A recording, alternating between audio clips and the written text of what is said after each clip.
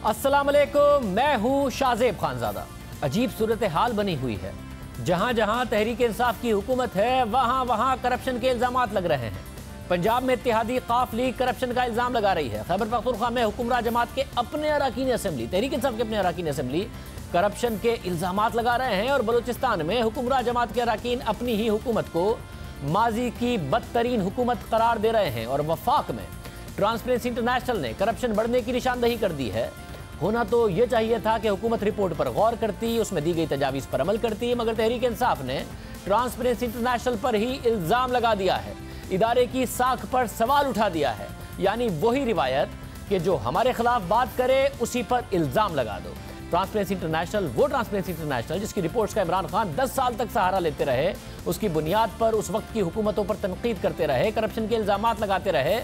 अब तहरीक इंसाफ की हुकूमत ने ट्रांसपेरेंसी इंटरनेशनल पर ही इल्ज़ाम लगाना शुरू कर दिए। वज़ीर आज़म की मुआविन खुसूसी बराए इत्तलात फिरदौस आशिक ऐवान, जो कल तक कह रही थी कि 15 महीने में करप्शन नहीं खत्म हो सकती, कम से कम हमारी किसी बड़ी करप्शन का कोई हमारी सामने नहीं आई है इस हुकूमत की, आज ट्रांसपेरेंसी इंटरनेशनल की रिपोर्ट पर उन्होंने रद्दअमल देते हुए कहा कि यह रिपोर्ट प्लांट की गई है। ये एक ऑर्गेनाइज्ड नेटवर्क है जो एक दूसरे को तहफ़्फ़ुज़ फराहम करता है।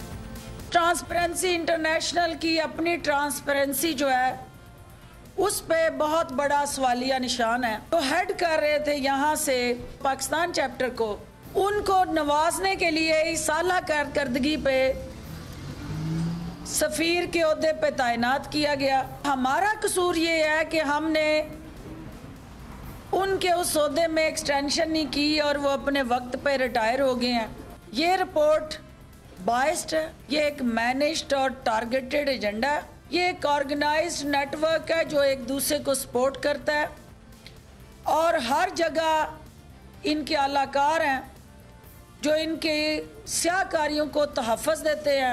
इस किस्म की रिपोर्टें जो हैं वो दुनिया को गुमराह नहीं कर सकती। इस हुकूमत को उन इंडिकेटर्स के साथ जोड़ के target oriented plan and planted report जो है आपने शाया किया, जिस पे हमें शदीद तहफ़्फ़ुज़ात हैं और हम इसको यकसर मुस्तरद करते हैं। ये कौन मानेगा इस रिपोर्ट को कि जिस रिपोर्ट के अंदर ये कहा गया कि सबसे ज़्यादा करप्शन मुशर्रफ दौर में हुई, फिर इमरान खान के दौर को ज़ेर बहस लाया गया, उसके बाद पीपल्स पार्टी का नंबर और PMLN के दौर में सबसे कम। ये रिपोर्ट पढ़ के आप हंस सकते हैं। ये बड़ी अहम सवालात हैं। क्या ट्रांसपेरेंसी इंटरनेशनल की रिपोर्ट अपोजिशन की जमातों ने बनवाई है?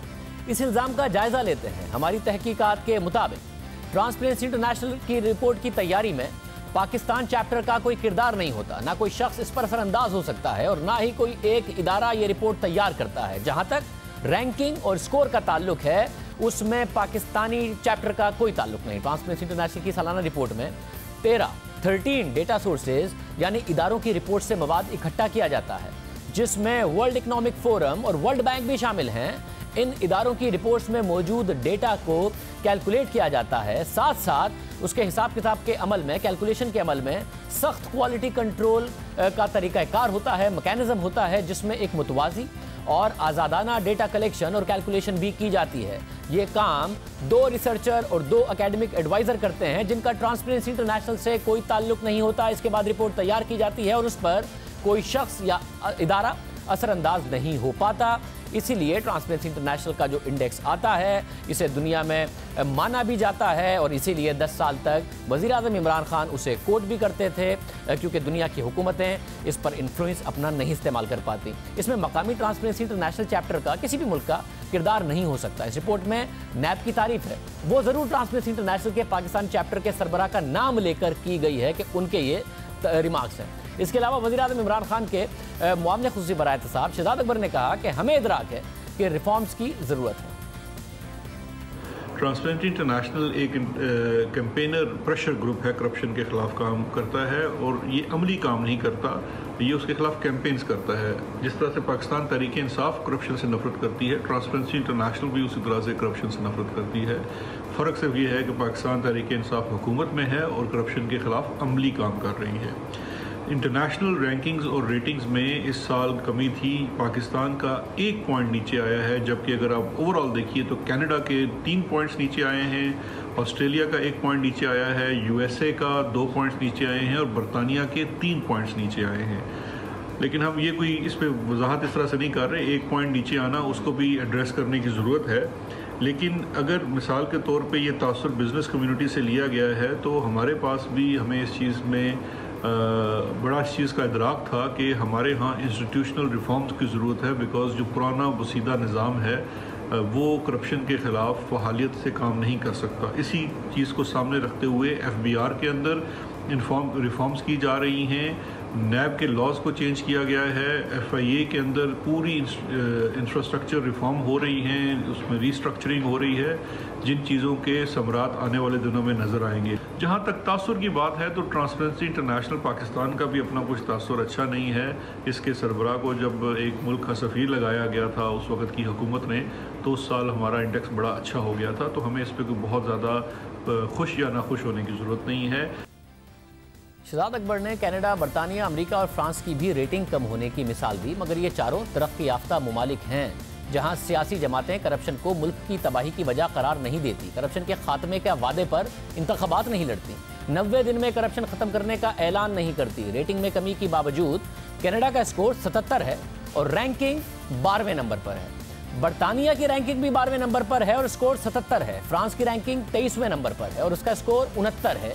इसके अलावा अमेरिका की रैंकिंग 23वें नंबर पर है और उसका स्कोर 69 है, मगर पाकिस्तान का स्कोर ही 32 है और उसकी रैंकिंग गिरकर 117 से 120 हो गई है। और ये सारे ममालिक, इनमें जमहूरियतें भी हैं, यहाँ मीडिया भी आज़ाद है, कॉन्फ्लिक्ट ऑफ इंटरेस्ट पर भी बहुत ज़्यादा सख्ती है, साथ ही सियासी जमातों की जो फंडिंग है वो भी बाकायदा रेगुलेट की जाती है, जो कि ट्रांसपेरेंसी इंटरनेशनल की तरफ से एक बाकायदा तौर पर नसीहत की गई है कि अगर आप करप्शन ख़त्म करना चाहते हैं तो ये सारे काम करें। पाकिस्तान में इन तमाम चीज़ों पर सवाल उठ रहा है। हालांकि इमरान खान ने दावा किया था कि इक़्तिदार में आने के बाद करप्शन ख़त्म कर देंगे। सिर्फ यही नहीं, तहरीक इंसाफ के हर रहनुमा ने अपने अपने अंदाज में ट्रांसपेरेंसी इंटरनेशनल की रिपोर्ट पर तबसरा किया, तनकीद की। और जब वज़ीर आज़म इमरान खान अपोजिशन में थे तो उस वक्त उनको ट्रांसपेरेंसी इंटरनेशनल के बारे में वो उसको बाकायदा कोट किया करते थे। क्या राय थी, सुन लीजिए।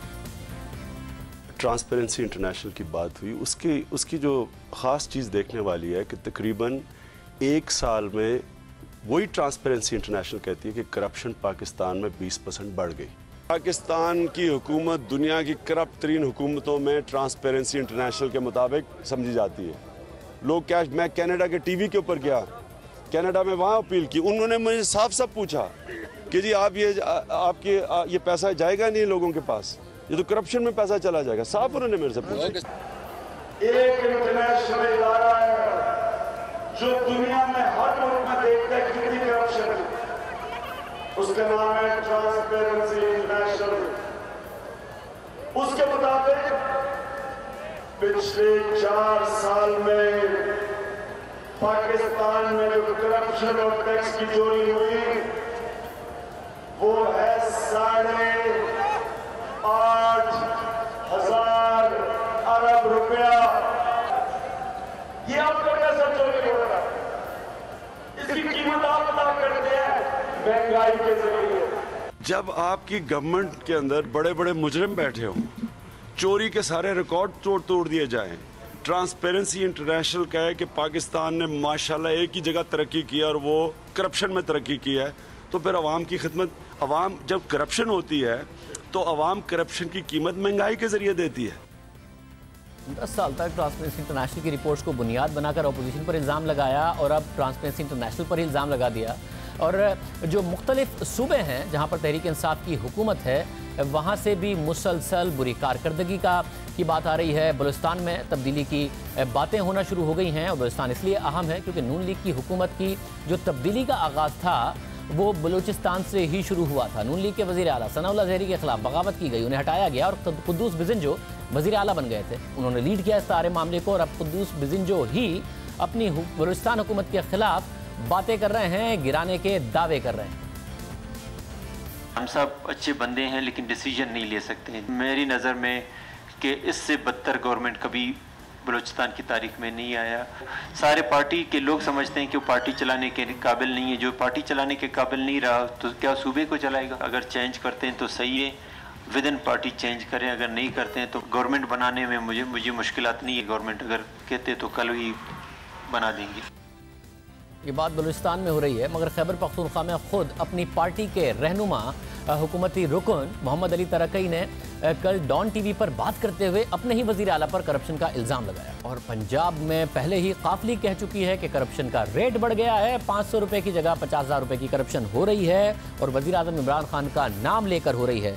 शेख रशीद अहमद साहब वफाकी वजीर रेलवेज हमारे साथ मौजूद हैं। शेख साहब बहुत शुक्रिया। शेख साहब, गवर्नेंस पर पहले ही तनकीद हो रही थी, अपोजिशन करती थी, मीडिया में तनकीद होती थी, खान साहब को एतराज़ होता था। अब कहीं इत्तेहादी कह रहे हैं कि करप्शन हो रही है और गवर्नेंस बहुत बुरी है, और कहीं खुद पार्टी के रहनुमा कह रहे हैं कि बहुत बुरी गवर्नेंस और करप्शन। ट्रांसपेरेंसी इंटरनेशनल भी यही कह रही है, ये क्या हो रहा है? देखिए, मैं सारे इल्ज़ाम तो एक्सेप्ट कर सकता हूँ, लेकिन तहरीक इंसाफ की हुकूमत को कभी करप्ट हुकूमत नहीं मान सकता। चाहे सियासत मेरी रहे या ना रहे, इमरान खान की ईमानदारी की मैं कसम खा सकता हूँ। हमारी गवर्नेंस में कमी हो सकती है, हम आटो को ठीक नहीं किया, हमने चीनी को ठीक नहीं किया होगा। जहाँ तक ईमानदारी का तल्लक है, और ये इंटरनेशनल एजेंसी ने जो आज ख़बर दी है, सरासर मैं उसको सच नहीं समझता, और मैं ईमान की हद तक कह सकता हूँ कि इमरान खान एक ईमानदार इंसान है और उसकी हुकूमत पे करप्शन का कोई चार्ज नहीं लग सकता। मतलब आप सिर्फ इमरान खान के लिए कसम खा रहे हैं या पूरी हुकूमत के लिए खा रहे हैं? क्योंकि ये बात तो खुद तहरीक इंसाफ के अब रहनुमा नहीं कर रहे हैं। खैबर पख्तूनख्वा में खुद तहरीक इंसाफ वाले कह रहे हैं करप्शन हो रही है, पंजाब में इत्तेहादी कह रहे हैं, बलूचिस्तान में इल्ज़ाम लग रहा है। तो या तो खान साहब का जो पिछली हुकूमत के खिलाफ करप्शन का बयानिया था वो गलत था, या फिर इस वक्त करप्शन बढ़ गई है। ये दोनों में से कोई एक बात हुई।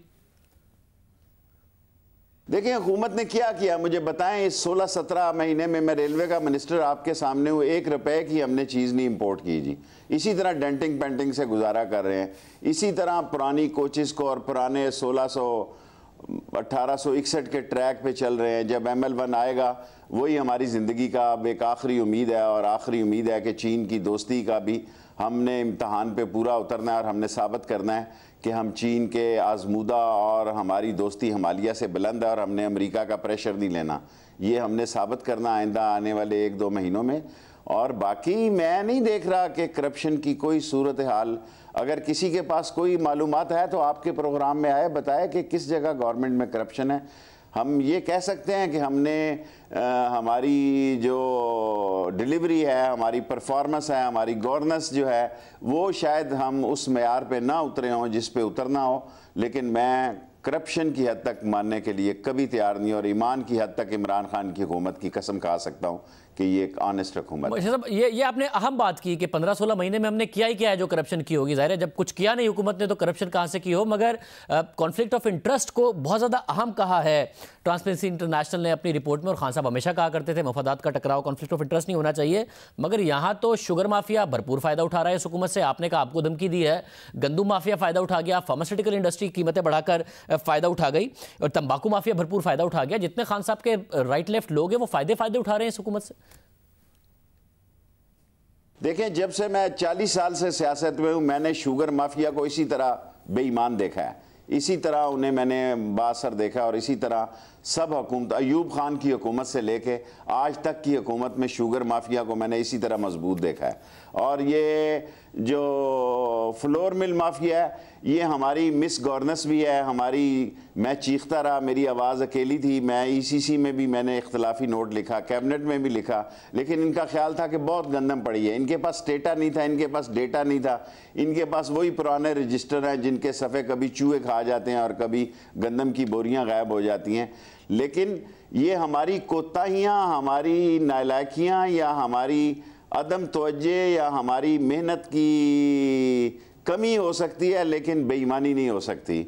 बेईमानी नहीं हो सकती, मैं ये मानने को तैयार नहीं। ये आपने दुरुस्त कहा कि 40 साल से शुगर माफिया ज़ाहिर है बहुत ज़्यादा स्ट्रॉन्ग है। यहाँ शरीफों की भी शुगर मिले हैं, जरदारी साहब की भी शुगर मिले हैं, उनके दोस्तों की भी शुगर मिले हैं, तरीन साहब की शुगर मिले हैं, खुसरो बख्तियार साहब की शुगर मिले हैं, अख्तर बरादरान की शुगर मिले हैं। हमेशा किसी न किसी हुकूमत का हिस्सा होते हैं, एक दूसरे के इंटरेस्ट को सेफ गार्ड करते हैं। आपने बिल्कुल दुरुस्त बात की।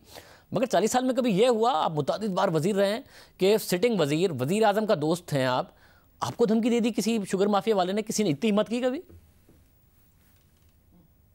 मैंने ऑन रिकॉर्ड लिखाया कि मुझे बीजिंग में शुगर माफिया ने धमकी दी, और काबीना में मैं शुगर माफिया की क्या, मैं तो गुड़ की जो वो कढ़ाइयाँ होती हैं उसका दिफा करता हूँ कि डीसी गुड़ की कढ़ाइयाँ, गुड़ ही नहीं बनाने देते एक देहातों में, और गुड़ की कढ़ाइयों का दिफा करता हूँ। हालांकि गुड़ चीनी से महंगा है, लेकिन वो जो लोग बेचारे जिनका गन्ना नहीं उठाया जाता वो गुड़ बनाना चाहते हैं, डिप्टी कमिश्नर गुड़ नहीं बनाने देते उनको, क्योंकि ये सारी एक नथु सिंह एंड फतू सिंह जितने हैं ये आपस में माफिया जो हैं ये मिले होते हैं। और चीनी का माफिया, मैंने बरमला प्राइम मिनिस्टर के सामने ये बात कही है कि चीनी के माफिया ने ये फैसला हुआ कि सब्सिडी नहीं दी जाएगी चीनी को, और ये ईसीसी में फैसला था, लेकिन वो चुप करके सूबे से ही लेकर चले गए, हमें तो पता ही नहीं लगा। अगर मैं कौम के सामने ये एतराफ़ करूं कि मुझे पता ही नहीं लगा शुगर माफिया सूबे से सब्सिडी लेके चली गई, मैं कौम के सामने एतराफ़ करता हूँ। ये मैंने प्राइम मिनिस्टर साहब को भी कहा, और उनका मैं शुक्रगुजार हूँ कि उन्होंने मेरी बात का नोटिस लिया, और मैंने उन्हें बताया कि हमने ईसीसी में ये फैसला किया था कि शुगर को सब्सिडी नहीं देंगे, लेकिन पंजाब से लेकर चले गए वो बासर लोग हैं। आपने वज़ीर आज़म को बताया तो मैं जानना चाहूँगा उन्होंने क्या कहा, मगर आप ये तो बता दें, आपको धमकी किसी ने बीजिंग में दी तो आपने काबीना को बताया, तो कोई काबीना का वज़ीर था, काबीना में तो खुसरो बख्तियार साहब की शुगर मिले, किसने किया है? नहीं, खुसरो बख्तियार मुझे क्या धमकी देगा, ये क्या धमकी देगा, क्या इनकी धमकियाँ, वो लोग जो माफिया जो असल में लोग होते हैं ये सामने नहीं होते, हम इनके पॉपिट होते हैं, हम इनके आसे इनके इशारों पे चलने वाले लोग होते हैं। और ये जो जिन्होंने प्रेजेंटेशन की वहाँ उन्होंने मुझे धमकी दी और मुझे कहा कि देखेंगे अगला इलेक्शन तुम कैसे जीते हो, तुम हमारे ख़िलाफ़। देखें, इस मुल्क में 40 साल से मैं सियासत हूँ, 40 साल से मैं सियासत में हूँ, बल्कि 48-50 साल से सियासत में हूँ। स्कूल लाइफ से मैंने जेल काटी हुई है, लेकिन ऑप्टमा को, शुगर माफिया को, फ्लोर माफिया को, घी माफिया को नहीं रोक सका। ताकतवर ये लोग हैं और कमज़ोर तर होता जा रहा है, गरीब तर होता जा रहा है, और ये लोग अमीर तर होते जा रहे हैं, और इनकी सज़ाएं गरीब आवाम को भुगतनी पड़ती हैं। मैं किसी एक हुकूमत पे इल्ज़ाम नहीं लगाना चाहता, तमाम हुकूमतें इनकी होती हैं, तमाम हुकूमतें। मतलब मगर ये खान साहब तो तब्दीली का कहकर आए थे ना, अभी पिछले दिनों फिर ट्वीट किया है कि मैं माफियाओं से लड़ने आया हूँ, मेरी हुकूमत का मुकाबला माफियाओं से है। ये माफिया आप कह रहे हैं अमीर से अमीर तर होते गए, ये अमीर से अमीर तर भी होते गए, और अब यहाँ पे ताकतवर से ताकतवर तरीन हो गए कि आपको भी धमकियाँ दे रहे हैं। तो फिर ये क्या तब्दीली है? गरीब आदमी का कौन सेफगार्ड करेगा जब आप जैसे ताकतवर वजीर को धमकियाँ दे रहे हैं? फ़ायदा नुकसान तो देखें, गरीब का जो नुकसान होना था वो तो गया हो, अब ठीक हो जाएगा। ये असल मसला ये भी है कि जो टेक्नोक्रेट लोग हैं वो पावरफुल जगहों पे लग जाते हैं, वो उनकी वजारतें भी इम्पॉर्टेंट होती हैं, उन्होंने वोट लेने नहीं जाना होता, वो रात गई और बात गई वाले मुसाफिर होते हैं, उनको कोई नहीं पता कि ग्राउंड रियलिटी क्या है। टेक्निकल लोग जो होते हैं, ये जो टेक्नोक्रेट्स लोग होते हैं, इन्होंने कभी वोट ही नहीं दिए, ये काउंसलर ही नहीं मुंतखब हो सकते ज़िंदगी में।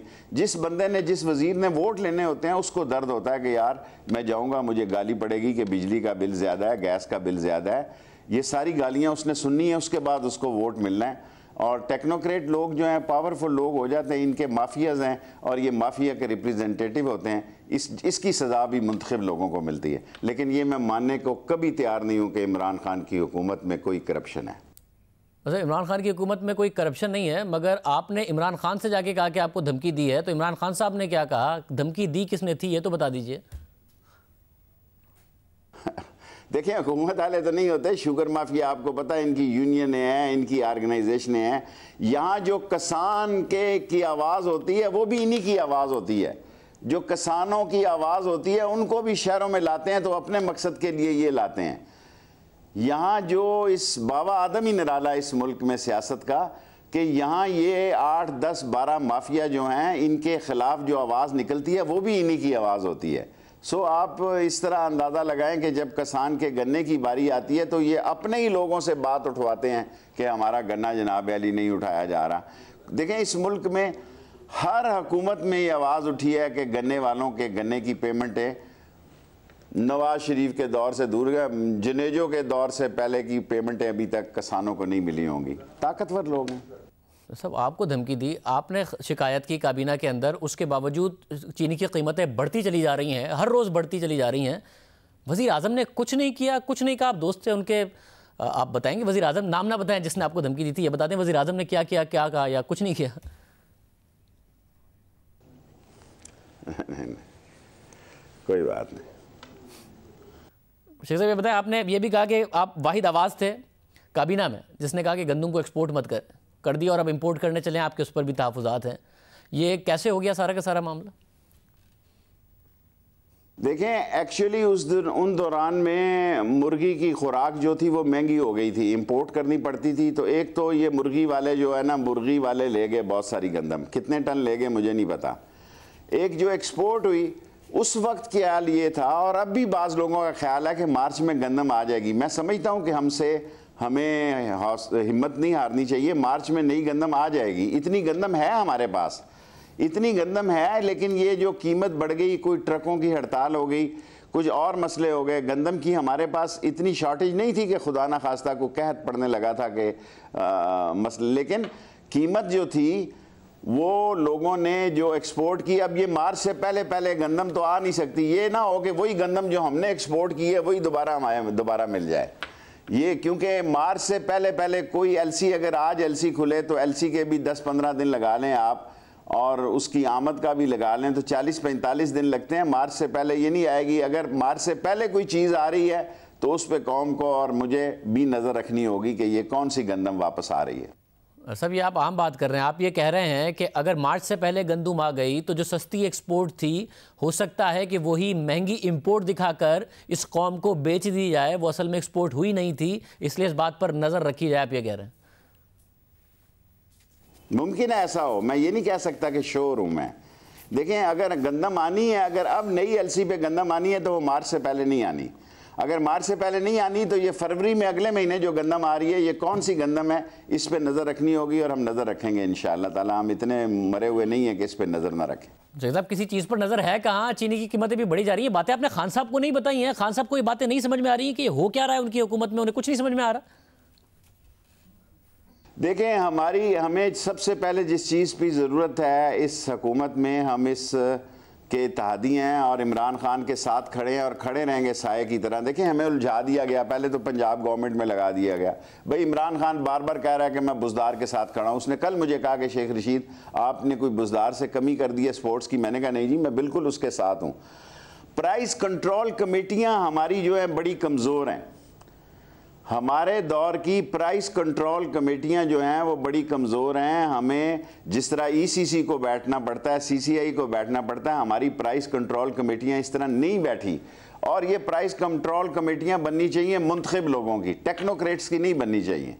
जिस वक्त मुंतखब लोगों की प्राइस कंट्रोल कमेटियां बनेंगी, मैं देखता हूं किसी की क्या जुर्रत है डिप्टी कमिश्नर की या कमिश्नर की कि उसके हल्के में अगर हफ्ते के बाद प्राइस कंट्रोल कमेटी वाला उससे पूछ रहा हो कि बता भी गंदम का क्या भाव है, चीनी का क्या। 11 चीज़ें गरीब आदमी को चाहिए, 11 की 11 चीज़ें हर हफ्ते में या 15 दिन बाद प्राइस कंट्रोल कमेटी को डिप्टी कमिश्नरों से पूछनी चाहिए और मरकज़ से पूछना चाहिए। सूबों में मैं समझता हूँ फिर भी रियायत हो जाती है। मरकज़ की प्राइस कंट्रोल कमेटी इतनी स्ट्रॉन्ग होनी चाहिए और मुंतखब वज़ीरों की होनी चाहिए कि वो डिप्टी कमिश्नर और कमिश्नरों को सुबह लाइन में हाज़िर किया और बताए भी कि आटा किस तरह है, सफ़ेद किस तरह है, चक्की का किस तरह, पीला किस तरह है। ये दिलचस्प बात है, अगर प्राइस कंट्रोल कमेटी के कोई इजलास हो नहीं रहे और जब कीमत अचानक गंदम की बढ़ी तो वज़ीर आज़म ने ये जिम्मेदारी कि प्राइस को चेक करें वो 2 लोगों की कमेटी को दे दी, और उन 2 लोगों का नाम है जहांगीर तरीन साहब और खुसरो बख्तियार साहब, जो कि बाकायदा तौर पर मीडिया पर तहरीक इंसाफ का और हुकूमत का प्लेटफॉर्म इस्तेमाल करके शुगर मिलों का दिफा करते हैं, ना कि अवाम का दिफा करते हैं कि भाई ये कैसे कम होनी है। जो पहले ही एक्सपोर्ट करा देते हैं, फिर इंपोर्ट हुकूमत के फैसले से पहले ही तरीन साहब अनाउंस कर देते हैं। कमेटियों के इजलास नहीं हो रहे, खान साहब ने इन 2 की कमेटी बनाई। देखें, किसी को भी नहीं लगाया हुआ। मैं ये समझता हूँ कि ईसीसी का मैं मेंबर हूँ, पैदाइशी मेंबर हूँ, शुरू से हर दौर में मैं मेंबर रहा हूँ और हर हुकूमत ने मुझे ईसीसी में रखा है। बेशक मैं रेलवे में हूँ या इंडस्ट्री में हूँ या इन्वेस्टमेंट में हूँ, अभी तक मैंने प्राइस कंट्रोल कमेटी की कोई मीटिंग नहीं की जी। ईसीसी के बाद हमेशा ये होता था कि एक प्राइस कंट्रोल कमेटी की 5-6 वज़ीर बैठ के, लेकिन मैं किसी प्राइस कंट्रोल कमेटी की मीटिंग में अभी तक शामिल नहीं हुआ। इसलिए मैं नहीं कहता कि खुसरो बख्तियार बैठा हुआ है या जहांगीर तरीन बैठा हुआ है। मुमकिन है इसको भी बाईपास इनको भी करते हों। शुगर माफिया इतनी स्ट्रॉन्ग है कि मुमकिन है इन दोनों अहबाब को भी, एहतराम काबिल एहतराम लोगों को भी वो बाईपास करते हों। मुल्क की 40% चीनी ये दोनों मिलकर बनाते हैं, जहांगीर तरीन साहब और खुसरो बख्तियार साहब। एक ताकतवर वजीर है, एक ताकतवर वजीर आजम के ताकतवर दोस्त हैं, इन्हें भी कोई बाईपास कर देगा? मुझे नहीं मालूम।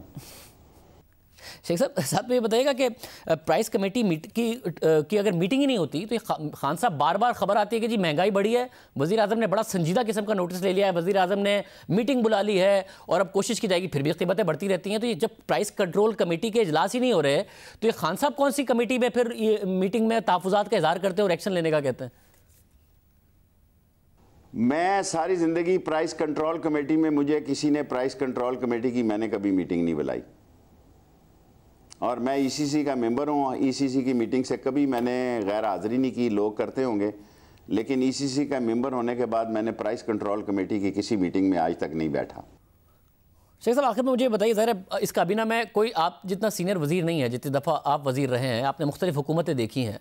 ये हुकूमत बयानिया लेके आई थी कि जी हमने एहतसाब करना है, आपने खुद ने हमारे पिछले प्रोग्राम में कहा कि एहतसाब का जो वादा था वो पूरा नहीं हुआ।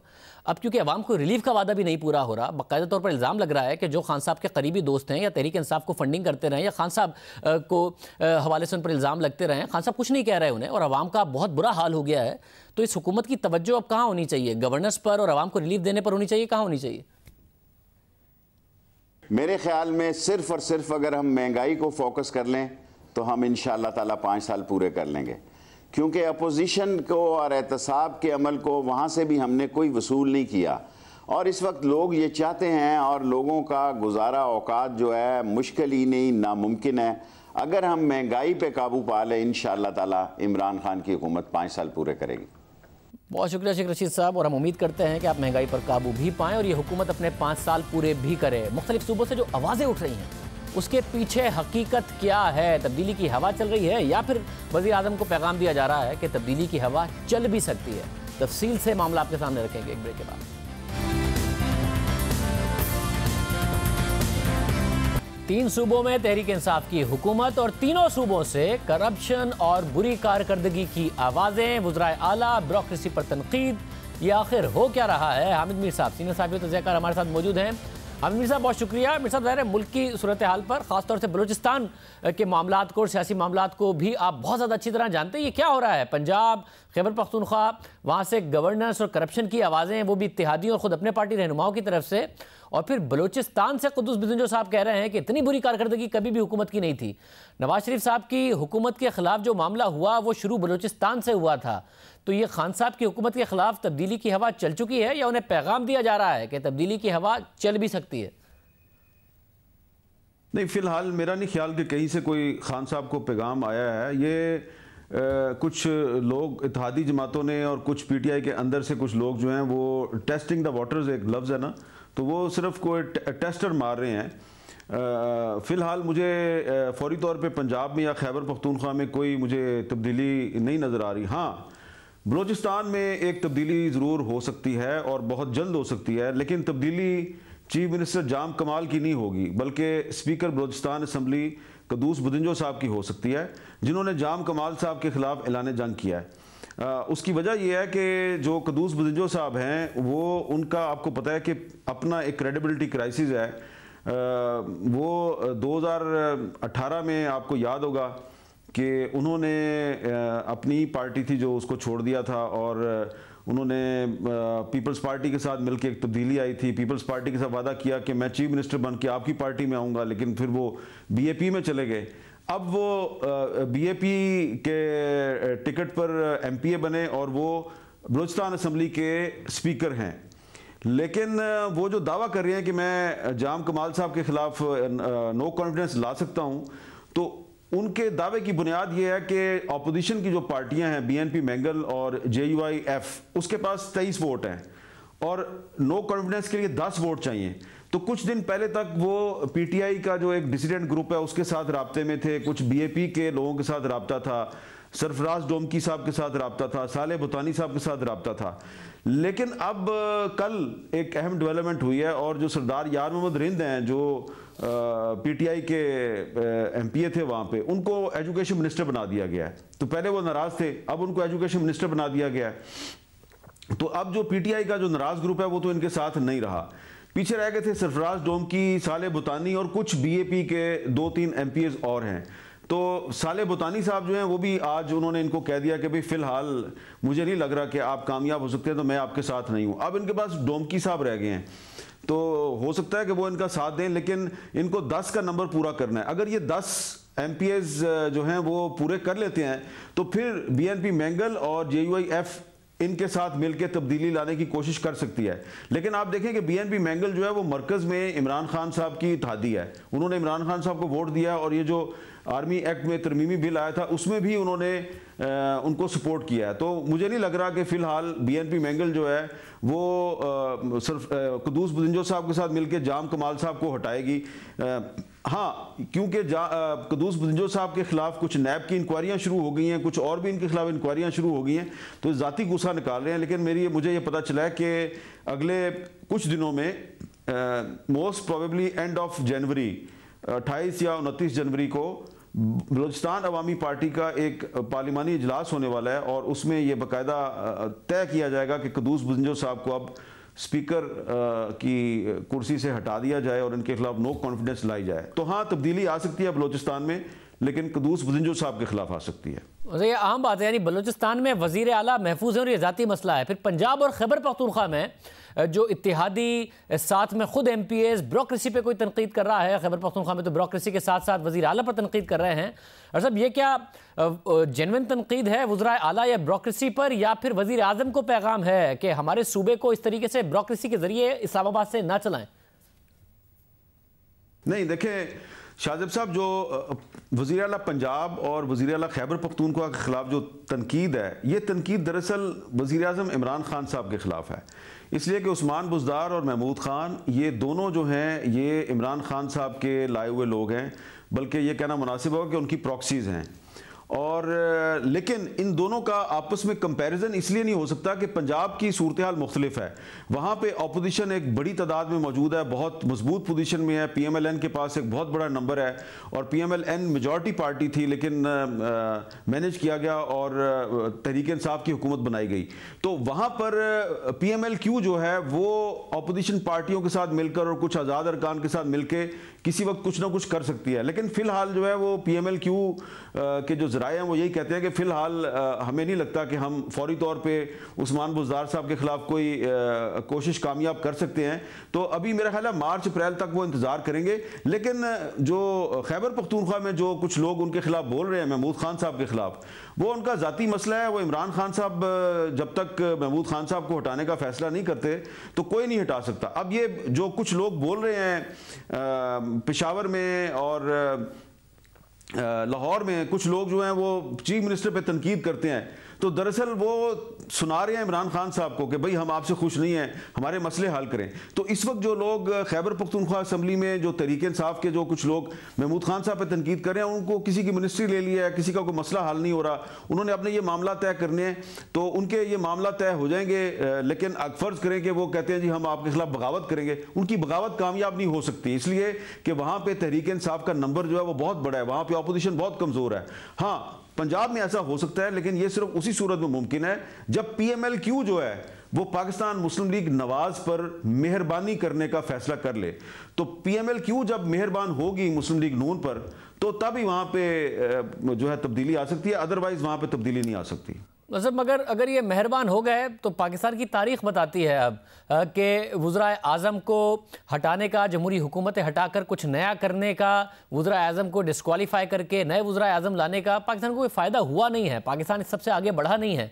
तो कम अज़ कम अब ये तवक्को की जा सकती है कि तहरीक इंसाफ फ़िलहाल महफूज है और नून लीग के लिए कोई खुशखबरी की फ़िलहाल गुंजाइश नहीं है। मैंने भी अभी का लफ्ज़ इस्तेमाल किया, मैं कह रहा हूँ कि मार्च अप्रैल तक जाके सूरत हाल वाज़ेह होगी।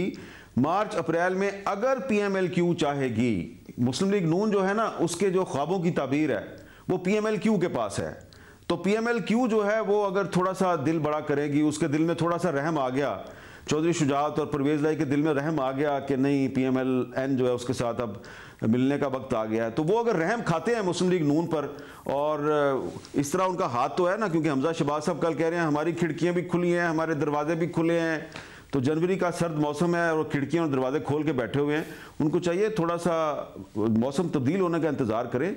तो मार्च अप्रैल में जब सर्दी कम हो जाएगी तो तब हो सकता है कि PMLQ जो है उसके दिल में थोड़ा रहम आ जाए आप पर, हो सकता है तब वो आपके बारे में सोचें, फिलहाल वो आपके बारे में नहीं सोचेंगे। बहुत शुक्रिया। हामिद मीर साहब हमारे साथ मौजूद थे। साथ ही मईशत में इस्तेहकाम आ रहा है, मगर बिजनेस कम्युनिटी जिससे बहुत सारी तवक्कात हैं वज़ीर आज़म को, वो अब इस हुकूमत के लिए यू टर्न लेने का और बार बार यू टर्न लेने का लफ्ज़ इस्तेमाल बाकायदा तौर पर ऑफिशियली कर रही है। ये पहली दफ़ा हुआ है, इस पर बात करेंगे ब्रेक के बाद।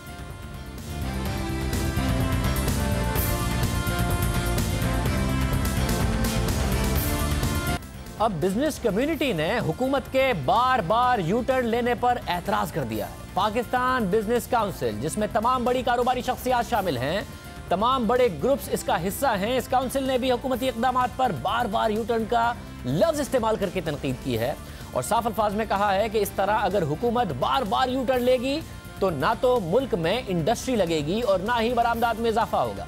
पहले हुकूमत ने मोबाइल फोन्स की दरामदात पर ड्यूटीज़ में बेपनाह इजाफा किया। वजह यह बताई कि मुल्क में मोबाइल फ़ोन के कारखाने लगे और अरबों डॉलर्स के मोबाइल फ़ोन दरामद ना हो। हुकूमत के इस फैसले पर सरमायाकारों ने दिलचस्पी भी दिखाई।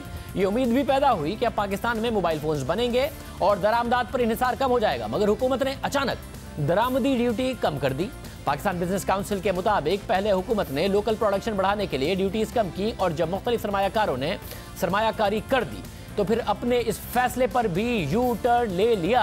हुकूमत के इस इक़दाम को पाकिस्तान बिजनेस काउंसिल ने पॉलिसी यू टर्न का तसलसल करार दिया है। साथ ही पाकिस्तान बिजनेस काउंसिल के मुताबिक जनवरी 2019 को हुकूमत ने एक्सपोर्ट सेक्टर से ताल्लुक रखने वाली तमाम इंडस्ट्रीज के लिए टैरिफ 7.5 सेंट फी यूनिट मुकर्रर किया, मगर अचानक एक साल बाद ही यानी 13 जनवरी 2020 को उसमें 70% का इजाफा करके उसे 13 सेंट फी यूनिट कर दिया। और सोने पे सुहागा ये कि सरचार्जेस 1 जनवरी 2019 से ही अप्लाई होंगे।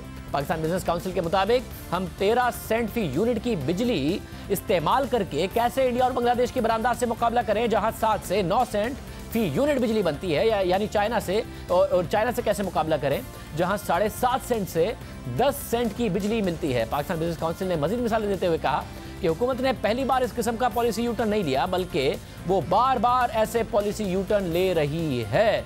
ये बड़ी सख्त ज़बान इस्तेमाल की गई है। अब बात करेंगे पाकिस्तान बिजनेस काउंसिल के CEO एहसान मलिक हमारे साथ मौजूद है। एहसान मलिक साहब बहुत शुक्रिया। मलिक साहब, वज़ीर आज़म की बड़ी ख़ास तवज्जो है कि मईशत ग्रो करे, इंडस्ट्री लगे, एक्सपोर्ट्स हमारी पिकअप करें। वो इंडस्ट्री से बार बार मिलते भी हैं, मुतादिद उनकी मुलाकातें होती हैं। बड़ी सख्त ज़बान इस्तेमाल की और 7.5 सेंट को तो हुकूमत बार बार बता रही थी कि हमने ये इकदाम किया ताकि एक्सपोर्ट ग्रोथ हो। ये अचानक क्या फैसला कर लिया हुकूमत ने, आप वो बताए बगैर? जी बिल्कुल, ये हैरानगी की बात है। पहले तो मैं ये कहूँगा कि इमरान खान साहब जो प्राइम मिनिस्टर हैं, इससे ज़्यादा एक्सेसिबल बिजनेस को कोई प्राइम मिनिस्टर नहीं मिला कम से कम पिछले 10-15 सालों में, राइट। तो पहले तो आई थिंक ये बिजनेस जो है बहुत ग्रेटफुल है कि उनकी सुनी जाती है, लेकिन अमल जो है वो अलहदा बात है। तो जब अमल की बात आती है तो वहाँ पे मेरा ख्याल ये है कि जो मिनिस्ट्रीज हैं वो बड़ी साइलो के अंदर ऑपरेट करती हैं। यानी पावर मिनिस्ट्री जो है वो अपने बजट को देखकर अपने जो इकदाम लेती है वो उस बजट में रहने के लिए लेती है। हालांकि ये डिसीजंस कैबिनेट में नहीं जाती हैं, लेकिन फिर भी यानी वो जो साइलोनेस है ना, यानी अलग-अलग से जो डिसीजंस दी जाती है उनको कोई हार्मोनाइज या अलाइन नहीं किया जाता, जो कि कैबिनेट भी नहीं कर पाती किसी वजह से। तो ये बहुत हैरानगी की बात है और अफसोस की बात है कि जब ये मालूम है कि आपको कंपेरेटिवनेस एक्सपोर्ट्स में पैदा करनी है और 7.5 सेंट जो है वो कर रही है, तो उसको आप कम से कम 1 साल से ज्यादा 2, 4, 5 साल तो चलाएं ना। ये तो पॉलिसी नहीं हो सकती कि आपने बनाई एक पॉलिसी और 1 साल के अंदर ही तकरीबन उसको रिवर्स कर दिया और 13 सेंट पे आप ले गए। ये बिल्कुल ये भी गैर मुनासिब है। बहुत शुक्रिया एहसान मलिक साहब हमारे साथ मौजूद थे। आज के प्रोग्राम में इतना, आपसे फिर के दिन मुलाकात होगी। अल्लाह हाफ़िज़।